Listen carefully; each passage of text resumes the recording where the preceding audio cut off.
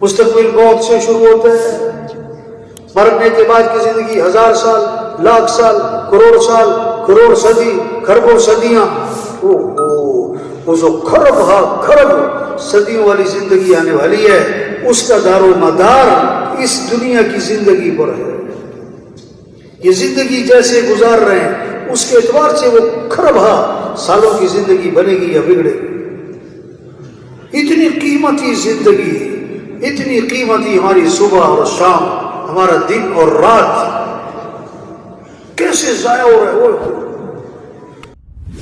وہ بھائی اصل زندگی آخرت کی ہے، دنیا اصل نہیں ہے۔ مستقبل سمارو، یہ جملہ بہت بولا جاتا ہے، بلکہ لکھا ہوتا ہے مستقبل روشن، روشن مستقبل، بالکل ٹھیک ہے، مستقبل سمارو، بالکل ٹھیک ہے، مستقبل کو روشن کرو۔ او میرے بھائی، او میرے بھائی، مستقبل ہے کیا؟ مستقبل ہے کیا؟ مرنے کے بعد کی زندگی، وہ ہے مستقبل۔ لوگ اس دنیا کو سمجھ رہے ہیں کہ 25-30 سال کوئی ہنر سیکھو، کوئی فن سیکھو، کوئی ڈگری لے لو، اگلے 30-40 سال مستقبل۔ جھوٹ، دھوکہ، غلط۔ مستقبل موت سے شروع ہوتا ہے، مرنے کے بعد کی زندگی 1000 سال، لاکھ سال، کروڑ صدی، کھربوں صدیاں، وہ جو کھرب صدیوں والی زندگی آنے والی ہے، اس کا دار و مدار اس دنیا کی زندگی پر ہے۔ یہ زندگی جیسے گزار رہے ہیں اس کے اعتبار سے وہ کھربہ سالوں کی زندگی بنے گی یا بگڑے گی۔ اتنی قیمتی زندگی، اتنی قیمتی ہماری صبح اور شام، ہمارا دن اور رات کیسے ضائع ہو رہا ہے۔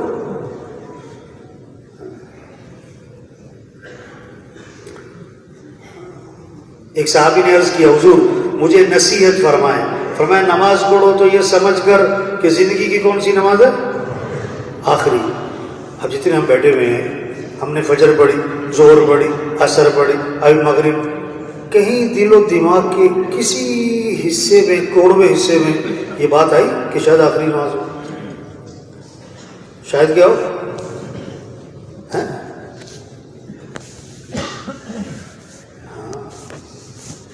ہر نماز بہت ساروں کی آخری ہوتی ہے، اور ہماری بھی کوئی نہ کوئی نماز آخری ہونی ہے۔ یہ کوئی نہ کوئی آخری ناشتہ ہے، آخری کھانا ہے، آخری اذان سن رہے ہیں، آخری ملاقات ہو رہی ہے، کوئی نہ کوئی۔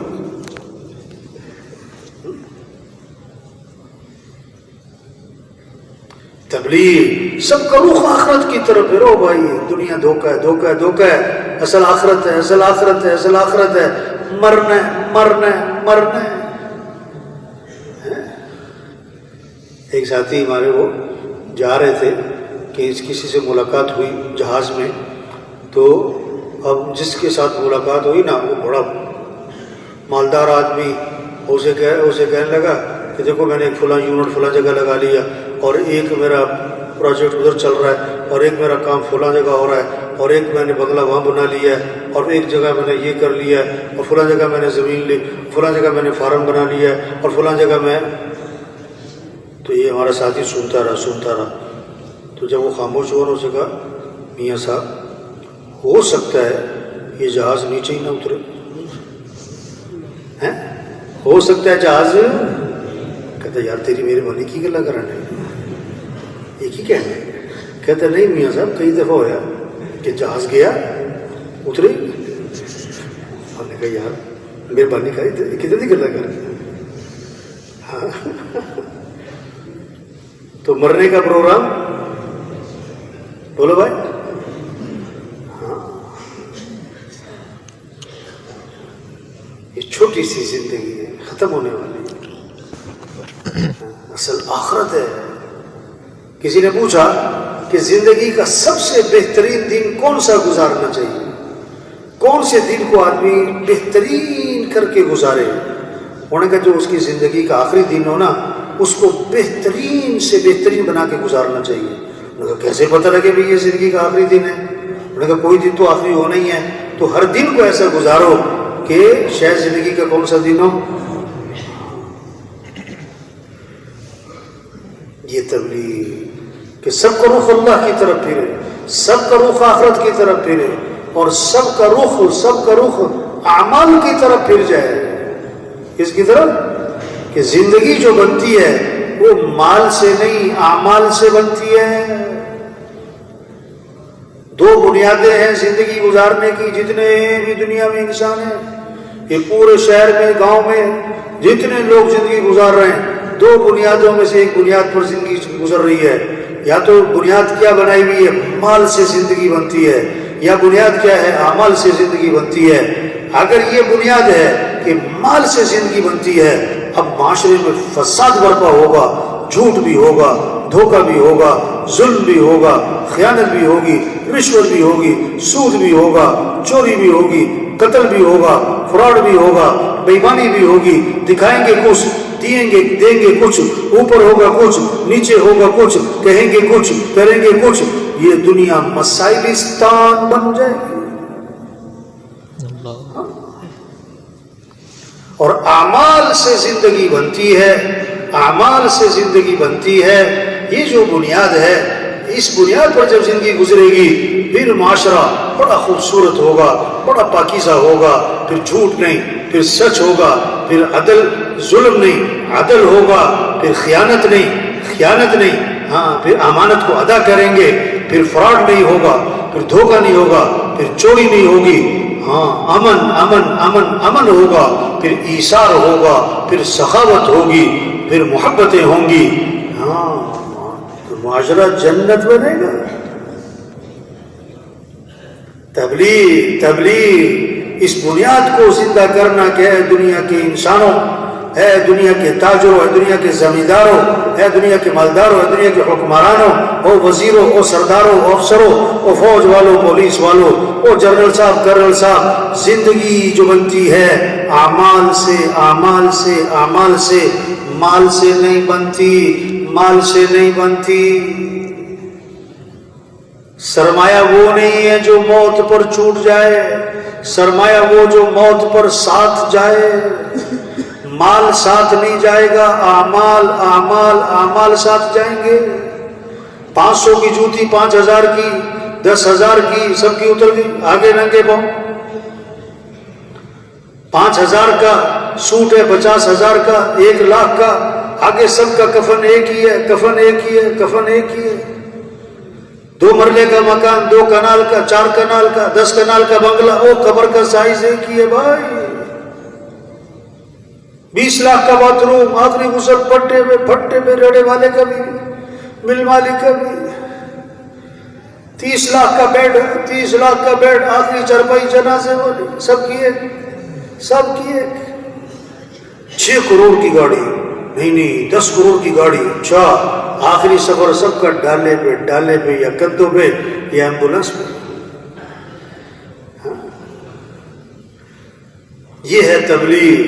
اس کو سمجھنا، سمجھانا، اس کو بولنا، سننا، اس بات کو لے کے پھرنا، ایک کے پاس جانا. او میرے بھائی، زندگی اعمال سے بنتی ہے، مال سے نہیں بنتی ہے. اللہ نے مال سب کو نہیں دیا، اعمال سب کو دیے ہیں.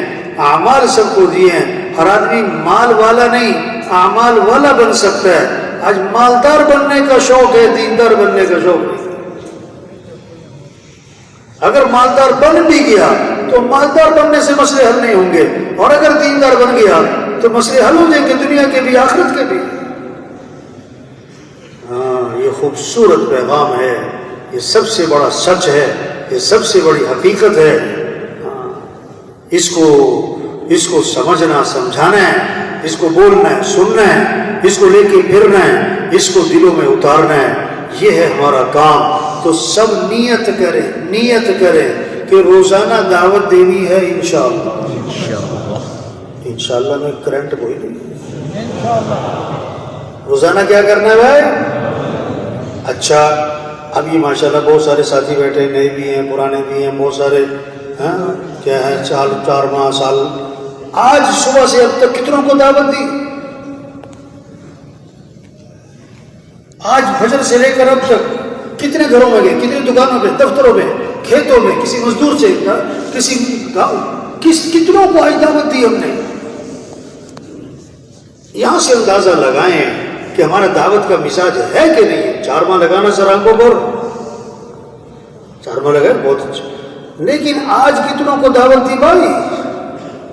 دیکھو چائے آدمی کبھی کبھی پیتا ہے کہ روز پیتا ہے؟ بولو بھائی، ہفتے میں کتنے ناغے ہوتے ہیں چائے کے؟ اور دعوت دینے کے چائے پینا زیادہ ضروری ہے کہ روزانہ دعوت دینا زیادہ ضروری ہے؟ ہاں زبان سے تو یہ کہیں کہ دعوت دینا ضروری ہے. اور سر کب بھاری ہو رہا ہے؟ چائے چھوٹ گئی یا دعوت دینا چھوٹ گئی؟ ہاں اس کا مطلب ہے ابھی دعوت کا مزاج نہیں بنا. 4 ماہ لگ گئے، شب جمعہ پہ آتے ہیں 2 سال سے 10 سال سے، لیکن دعوت کا مزاج یہ تبلیغ مولانا سید خان صاحب فرماتے تھے پہلے تم دعوت کو لگو، یعنی دعوت دیتے رہو. پھر ایک وقت آئے گا دعوت تمہیں لگ جائے گی. ہاں اور جب دعوت تمہیں لگ گئی نا تو فرماتے تھے ایسے لگے گی جیسے کسی کو جن لگ جاتا ہے، نہ بیٹھتا ہے نہ بیٹھنے دیتا ہے کسی کو. ہم دعوت کو نہیں لگے، دعوت ہمیں نہیں لگی، بہت مزے سے چل رہے ہیں. ہاں تبلیغ پھرنا، نقل و حرکت، ہاں گھر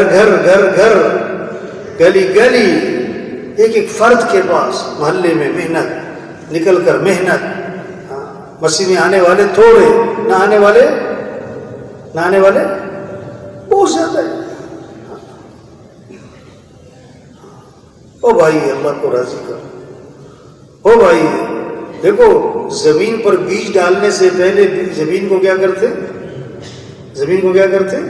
نرم ہموار سختی توڑتے. اور نماز کو نہیں پڑھتے. تم نے جنت میں جانا ہے؟ وہ نہیں، یہ نہیں تبلیغ. پہلے دلوں کو نرم کرو، دلوں کو کیا کرو. او بھائی ہم اللہ کے بندے ہیں، بھی ہاتھ اللہ نے دیے. دیکھو بھائی کتنی بڑی نعمت ہے، یہ عقل اللہ نے دی ہے. ہاں آپ کی دکان ہے تو اس میں نفع رکھنے والا کون ہے؟ اللہ ہے. آپ کا زمیندارہ ہے تو کھیتی کو اگانے والا کون ہے؟ آپ نے بھینسیں رکھی ہوئی ہیں تو بھینس میں دودھ بنانے والا کون؟ اب دیکھو بھینس والا جو ہے وہ بھینس کو چارہ کھلانا، پانی پلانا، اس کو زیادہ ضروری سمجھتا ہے کہ نماز پڑھنے کو زیادہ ضروری سمجھتا ہے. بولو بھائی، اس کو پتہ ہے اگر میں نے پانی نہ پلایا تو آج بھینس کا دودھ کیا ہو جائے گا؟ کم ہو جائے گا. زمیندار جو دکاندار ہے وہ دکان کھولنے کو زیادہ ضروری سمجھتا ہے، دکان پہ جانے کو زیادہ ضروری سمجھتا ہے کہ نماز پڑھنے کو زیادہ ضروری سمجھتا ہے. اب وہ دکان پہ جا رہا ہے اور دکان کھول رہا ہے اور 10 گھنٹے دکان پہ بیٹھا ہے، وہ کس لیے کہ دکان میں نفع ہو. تو دکان میں نفع رکھنے والا کون ہے؟ وہ تو اللہ ہے. تو دکان کا پابند نہیں بننا، اللہ کے حکم کا پابند بننا ہے. تو جو یہ سمجھتا ہے کہ دکان میں نفع اللہ رکھتے ہیں وہ پہلے مسجد جائے گا کہ پہلے دکان جائے گا؟ پہلے کہاں جائے گا؟ جو یہ سمجھتا ہے کہ دکان میں نفع اللہ رکھتے ہیں وہ اذان سن کے دکان میں بیٹھے گا یا اذان کے بعد مسجد جائے گا؟ اب بتاؤ، آپ پورے فیصل آباد میں کون سی مارکیٹ ہے جو اذان پہ بند ہو رہی ہے؟